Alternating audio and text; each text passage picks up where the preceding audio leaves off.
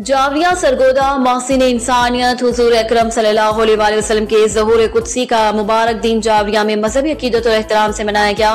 मौलाना मोहम्मद उस्मान अतीक सदर मरकजी मिलाद कमेटी की क़यादत में ईद मिलादुन नबी का जुलूस निकाला गया।